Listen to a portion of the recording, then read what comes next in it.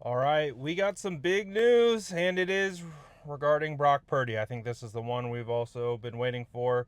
Obviously, we know what's going on with George Kittle going to IR. We heard about Juwan Jennings. He sounds like he's good to go, although he did not practice today, so we'll have to see. Also, no Trent Williams, but it was kind of a hybrid injury designation rest day. Same thing with Christian McCaffrey, hybrid designation rest day. Nick Bosa, same thing. Yetur didn't practice today. So, but the biggest one is Brock Purdy didn't practice today, and it sounds like that's going to be something that is going to be existing for a while. Kyle Shanahan went as far to say that Brock Purdy is a long shot to play in this upcoming game against the Saints, and that this injury could be a multi-week injury. So, not ideal for the 49ers in regards to continue injury concerns. And now they are dealing with a big time injury to their guy, to their quarterback, Brock Purdy. So um, brutal. That obviously means that Mac Jones will step in. We'll have to see if the San Francisco 49ers are going to sign another quarterback as well. So, but what we do know is that it really is looking doubtful for Brock Purdy, his availability for the Saints, and he could be out multiple weeks. So, just such an unfortunate situation with how the 49ers have to deal with all these crazy injuries consistently, how they continuously just pop up and show their head at the worst times. And it's not it doesn't sound like it's going to be a season-ending injury or anything like that, but still, man, that's the starting quarterback. That's QB1. Anytime you lose a quarterback, that's brutal. And now you're going to have potentially Mac Jones, starting on the road, maybe without Juwan Jennings.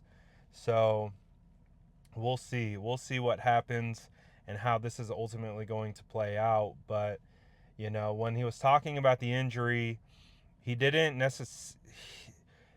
He was asked if it was turf toe, and turf toe can be a tricky one.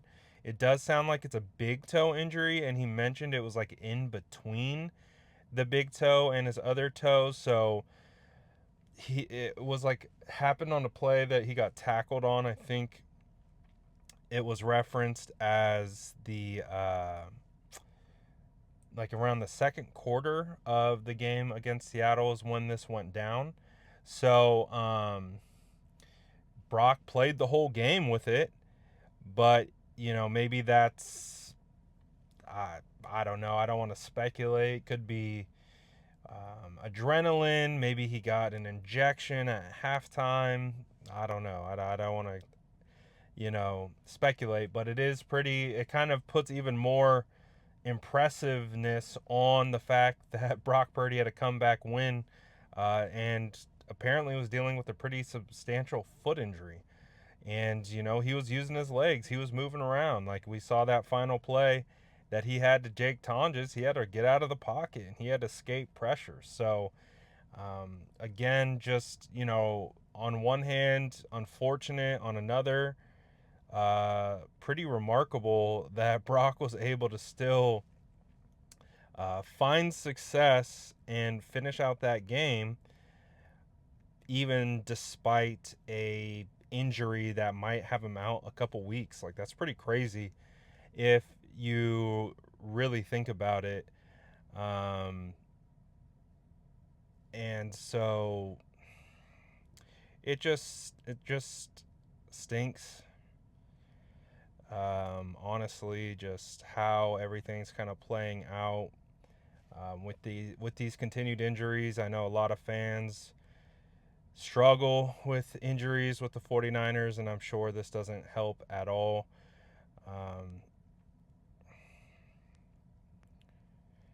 and it's just not ideal ultimately in the end.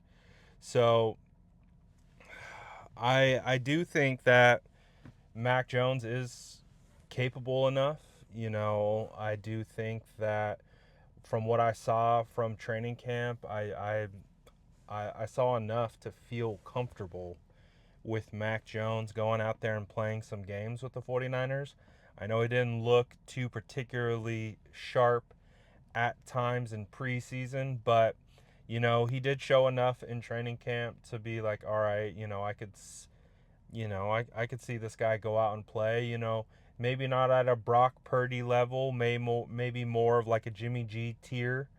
Um, but that being said, I would feel much better about Mac Jones going out there than Tanner Mordecai or someone like that. So I do think Mac Jones. It's going to be Mac Jones versus Spencer Rattler. I mean, at least you know it's it's not like the Bills or the Chiefs or the Ravens that the 49ers are going and playing. It's a team that, new head coach, the quarterback, we don't know what that situation is going to look like if Rattler will be the quarterback even for the entire season. Um, you know, we have to see. We'll have to see. But the one of the positives though is like if you really look back and you go back in the time machine, is that if the 49ers defense can get back to being a dominant force, when you look at the 2019 season when the 49ers went 13-3, they didn't have like this just insane ultra productive offense. It was honestly kind of a that they lacked a lot of rhythm. It wasn't like that team's offense was super just stellar. They had a really good running game, right? They could rotate like Raheem Mostert and Coleman and Breida and like all those guys, and they would rush the ball. They would, almost just control the clock, um, you know, score enough points, and then the 49ers defense would just kind of suffocate the opposing team's offenses. So I know there is probably going to be a lot of um, hesitation about the 49ers these next couple weeks without Brock, without Kittle, potentially without Juwan. We already know Ayuk's not there. It does sound like, Christian McCaffrey is going to be fine.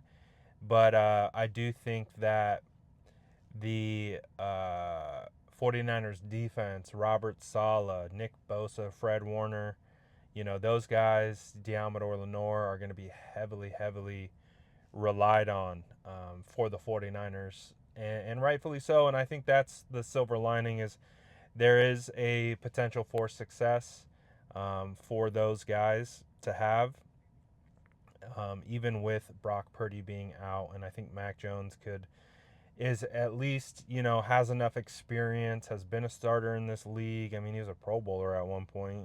Say what you want about the Pro Bowl, but he was there.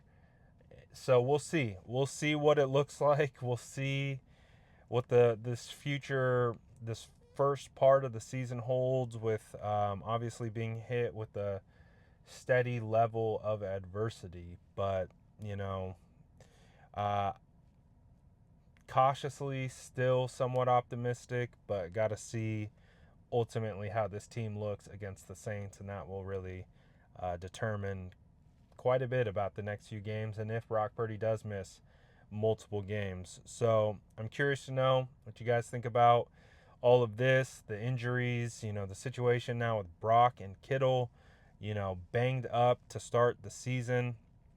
I don't think there was really much of an indication that, Brock would be you know, a IR candidate, but you just never know. So let me know what you guys think about this in the comments below, and as always, make sure to like and subscribe for more updates.